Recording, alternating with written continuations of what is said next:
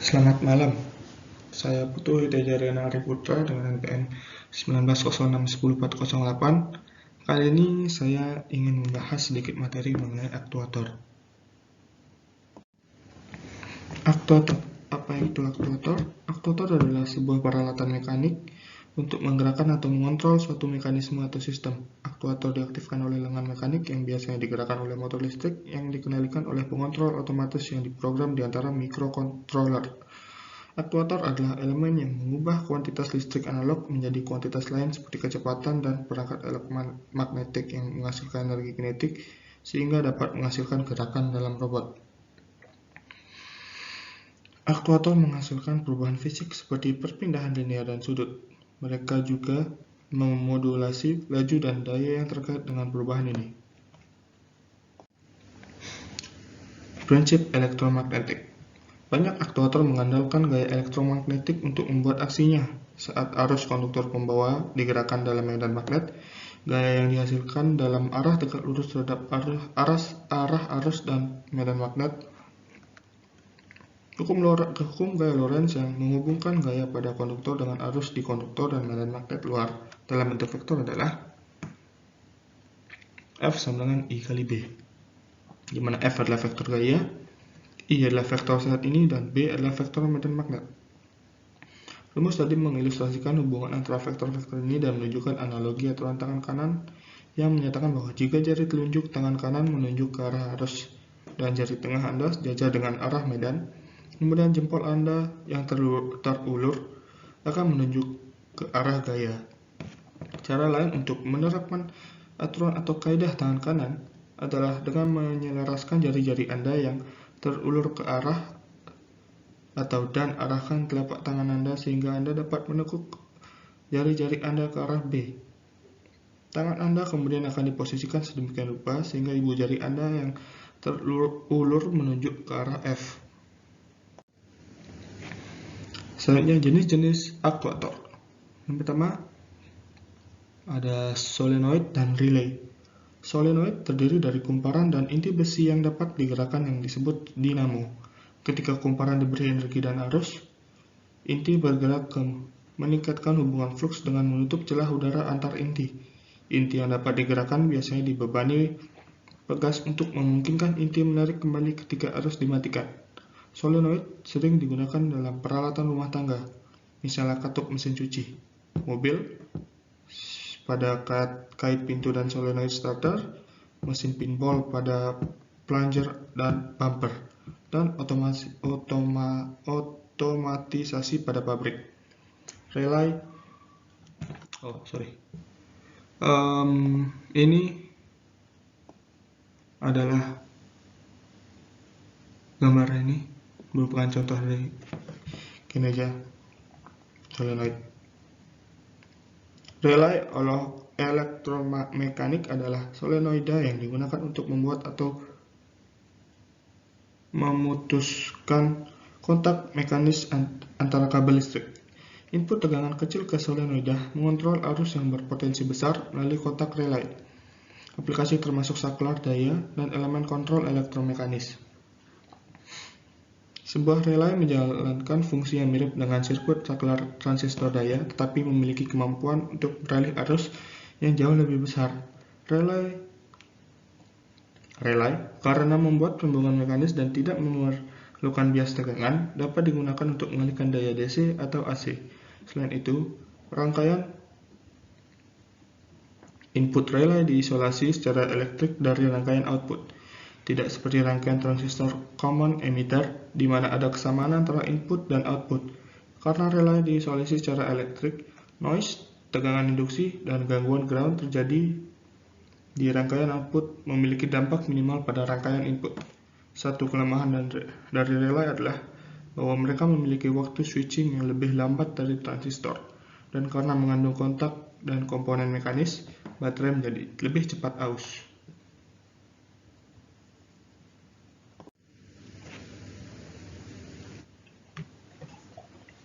Selanjutnya, motor listrik. Motor listrik adalah aktuator yang paling banyak ditemukan di mana-mana.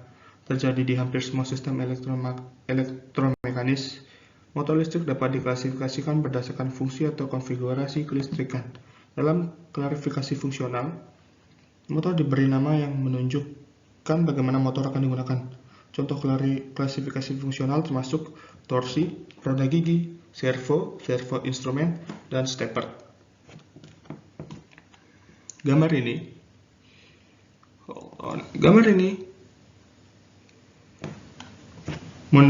memberikan klasifikasi konfigurasi motor listrik yang ditemukan dalam aplikasi mekatronika. Perbedaan tersebut disebabkan oleh belitan motor dan desain motor rotor yang menghasilkan berbagai macam karakteristik pengoperasian. Rasio kinerja motor listrik terus meningkat, menjadikannya tambahan penting untuk semua jenis sistem mekanik dari peralatan hingga mobil. Motor induksi AC sangat penting dalam aplikasi alat konsumen industri dan besar. Bahkan, motor induksi AC terkadang disebut sebagai pekerja keras industri. Prinsip operasi motor AC serupa dalam hal interaksi medan magnet, tetapi pergantian tidak diperlukan. Ini karena medan berputar di sekitar stator sebagai akibat dari tegangan AC dan susunan kumparan di sekitar rumah stator. Gulungan rotor motor AC asinkron tidak ada tegangan eksternal yang diterapkan. Sebaliknya, tegangan diinduksi pada belitan rotor karena medan putar di sekitar rotor. Rotor berputar pada kecepatan yang lebih lambat daripada bidang stator yang berputar, memungkinkan induksi karena istilah asinkronus. Karena tindakan ini, motor asinkron terkadang disebut sebagai mesin induksi.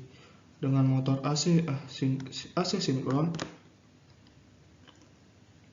angin rotor energi tersebut diberi energi tetapi melalui cincin selip, bukan melalui komutator.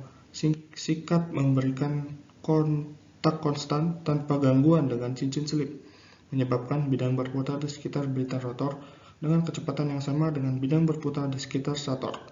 Karena interaksi medan-medan ini, rotor berputar pada kecepatan yang sama dengan medan stator. Oleh karena itu, disebut sinkron.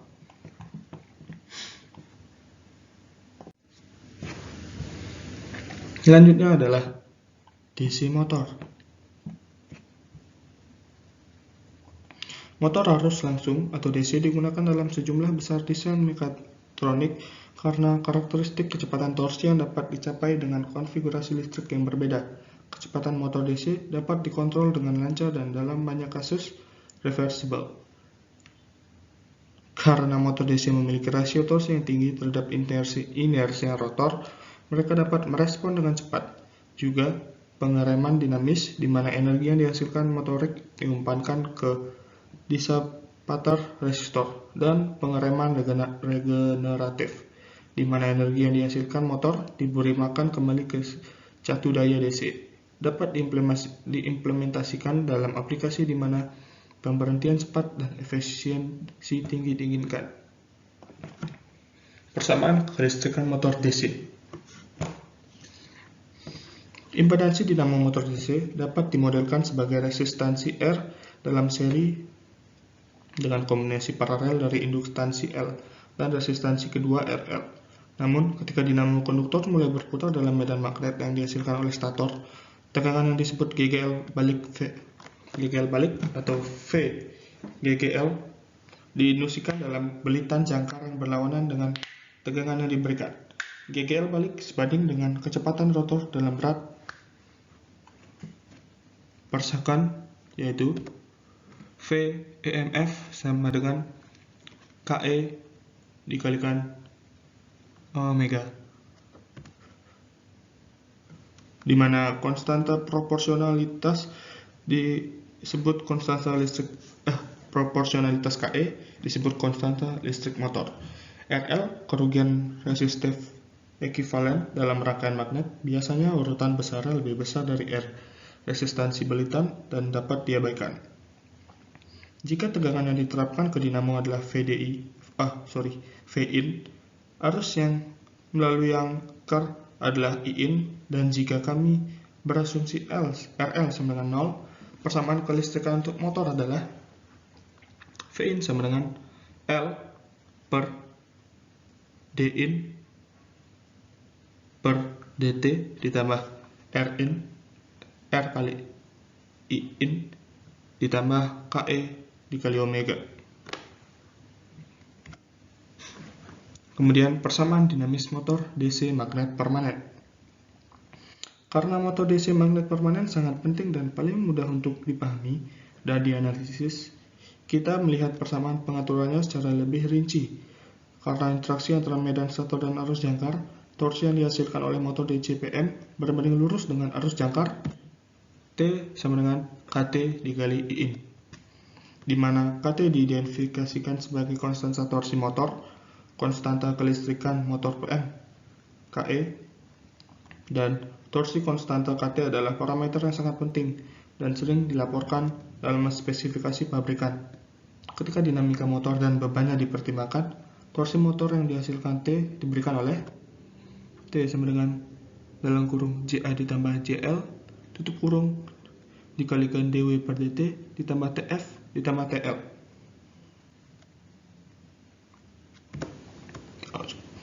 Di mana JA dan JL adalah momen kutub inersia dinamo dan beban terpasang. TF adalah torsi gesekan yang menentang rotasi angker, dan TL adalah torsi yang dihamburkan oleh beban.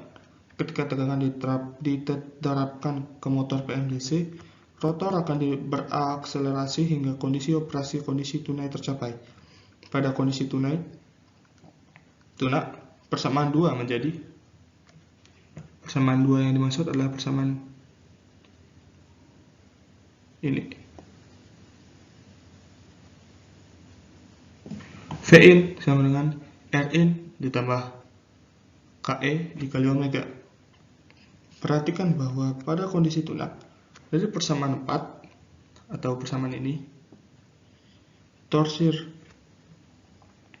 motor menyeimbangkan gesekan dan torsi beban dengan memecahkan I in dalam persamaan 3, ini persamaan 3, dan mensubstitusikan ke persamaan 5, ini persamaan 5, didapatkan V in sama dengan R per KT dikalikan T ditambah KE dikalikan omega. Dan dengan mencari torsi motor dalam persamaan ini didapatkan T sama dengan KT per R dikalikan V in dikurangi KE dikali KT per R dikalikan omega. Persamaan ini memprediksi hubungan torsi kecepatan linear untuk motor DC PM dengan tegangan yang ditetapkan tetap. Menunjuk kurva kecepatan torsi linear dan kurva kecepatan daya untuk motor DC magnet permanen dengan tegangan suplai tetap V in, hubungan linear pada persamaan 7, atau ini persamaan 7, juga dapat dinyatakan dalam torsi awal TS dan kecepatan tanpa beban maksimum sebagai T sama dengan TS dikalikan 1 dikurangi omega per omega max. Kecepatan tanpa beban adalah kecepatan kondisi mapan di mana motor akan berjalan jika tidak ada torsi beban atau TL sama dengan 0. Pada kecepatan ini, torsi motor menyeimbangkan torsi gesekan, yaitu T sama dengan TF. Dengan membandingkan persamaan 7 dan 8,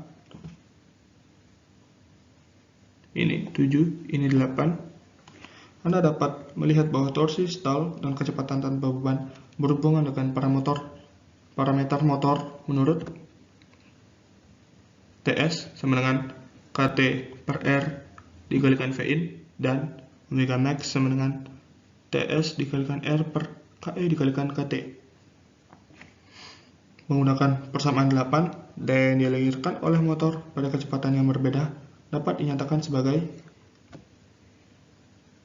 P sama dengan T omega sama dengan omega dikali TS dikalikan atau kurung buka 1 dikurangi omega per omega max tutup kurung. Output daya maksimum motor terjadi pada kecepatan di mana memecahkan kecepatan memberi. Oleh karena itu, kecepatan terbaik untuk menjalankan motor Berikut. Output daya maksimum motor terjadi pada kecepatan di mana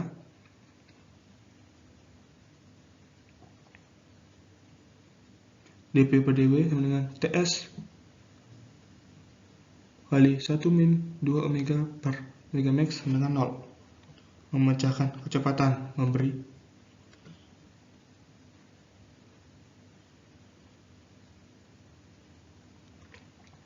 omega sama dengan setengah omega max. Oh ya betul. Oleh karena itu, kecepatan terbaik untuk menyalakan motor magnet permanen untuk mencapai keluaran daya maksimum adalah setengah dari kecepatan tanpa beban. Selain konstanta listrik dan torsi, pabrikan sering menentukan resistansi jangkar R menggunakan persamaan 3 dan 9. Arus tal atau IS bisa dapat ditemukan dalam hal resistansi jangkar dan tegangan supply IS sama dengan VI per R. Persamaan arus ini hanya berlaku jika rotor motor tidak berputar. Jika tidak, arus rotor dipengaruhi oleh GGL balik yang diinduksi pada bilitan rotor. Arus tal adalah arus maksimum yang melalui motor untuk tegangan suplai tertentu. Selanjutnya, stepper motor. Jenis khusus motor DC yang dikenal sebagai motor stepper adalah magnet permanen atau motor DC keengganan variabel yang memiliki karakteristik kinerja sebagai berikut. Dapat berputar di kedua arah, bergerak dalam kenaikan sudut yang tepat, menopang torsi penahan pada kecepatan 0, dan dikontrol dengan sirkuit digital. Ini bergerak dalam peningkatan sudut yang akurat yang dikenal sebagai stepper, sebagai respons terhadap pulse digital yang dikirim ke sirkuit penggerak listrik. Jumlah dan laju pulse mengontrol posisi dan kecepatan poros motor. Umumnya, motor stepper diproduksi dengan langkah per revolusi. Motor stepper berbentuk bipolar, membutuhkan dua sumber daya atau sumber daya polaritas yang dapat dialihkan, yaitu unipolar, yang hanya membutuhkan satu sumber daya. Ini adalah salah satu bentuk atau contoh dari stepper motor.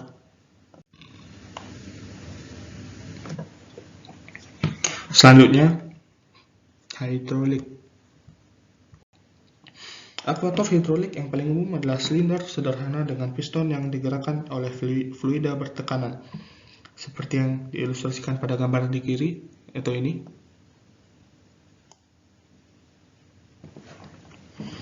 Silinder dapat beraksi tunggal, di mana ia didorong ke dan ditahan dalam satu posisi oleh tekanan dan kembali ke posisi lain oleh pegas atau oleh berat badan, atau kerja ganda, di mana tekanan digunakan untuk menggerakkan piston di kedua arah.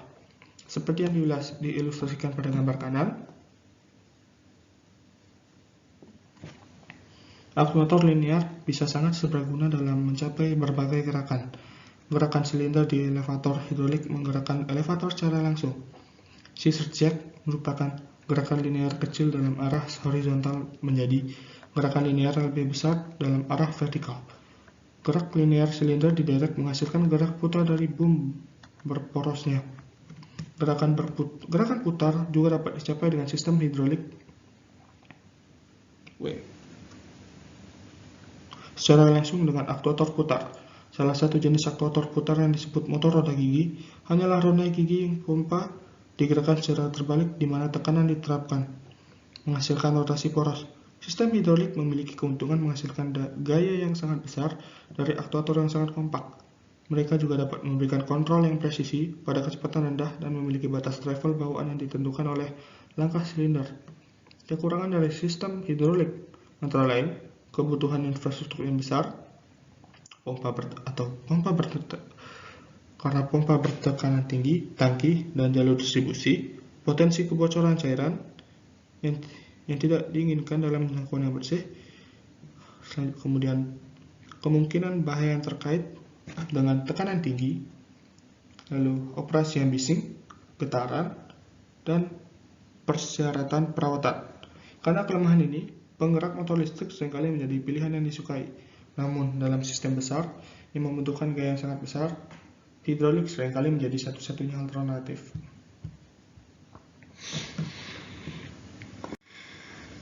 Dan yang terakhir, pneumatics. Sistem pneumatics mirip dengan sistem hidrolik, tetapi mereka menggunakan udara bertekanan sebagai fluida kerja daripada cairan hidrolik. Komponen dalam sistem pneumatik diilustrasikan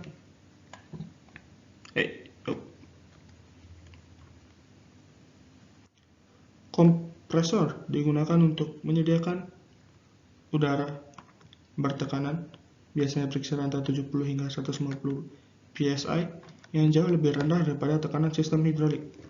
Sebagai hasil dari tekanan operasi yang lebih rendah, aktuator pneumatik menghasilkan gaya yang lebih jauh rendah daripada aktuator hidrolik. Sistem pneumatik adalah sistem terbuka, selalu memproses udara baru, dan sistem hidrolik adalah sistem tertutup, selalu mensirkulasi ulang oli yang sama. Ini menghilangkan kebutuhan akan jaringan jalur balik dalam sistem pneumatik. Keuntungan lain dari sistem pneumatik adalah bahwa udara lebih bersih daripada oli, meskipun udara tidak memiliki fitur pelumasan otomatis seperti oli hidrolik. Keuntungan lain dari sistem pneumatik adalah kemungkinan untuk mengganti infrastruktur dengan tangki penyimpanan dan regulator bertekanan tinggi. Tangki berfungsi analog dengan baterai dalam sistem kelistrikan. Hal ini memungkinkan sistem pneumatik bergerak yang ringan. Misalnya, robot berjalan yang digerakkan secara pneumatik. Dalam aplikasi ini, kapasitas tangki membatasi jangkauan atau waktu pengoperasian sistem. Selanjutnya adalah contoh soal. Oke, diketahui KT sama dengan 0,12 Nm per A, KE sama dengan 12 volt, R sama dengan 1,5 ohm, dan V sama dengan 10 V. Yang ditanya atau yang dicari adalah omega max, yang mana rumusnya adalah omega max sama dengan TS dikali R per KE dikali KT. Tapi karena TS tidak diketahui atau belum didapatkan, kita mencari TS terlebih dahulu. Rumus TS adalah KT per R dikalikan Vin. Kita masukkan angkanya, yang mana KT tadi adalah 0,12 per R sendiri 1,5 dikalikan Vin. Vin-nya adalah 10. Kemudian didapatkan hasil TS sama dengan 0,8. Selanjutnya, langsung masuk ke rumus omega max. Omega sama dengan TS dikalikan R per KE dikali KT. Sama dengan TS sudah didapat barusan, yaitu dengan 0,8, R sama 1,5 per KE dan KT sudah diketahui sebelumnya, yaitu 12 dan 0,12. Kita operasikan, kemudian didapat hasil Wmax atau omega max sama dengan 0,83 rad per second. Oke. Terima kasih. Sekian dari saya.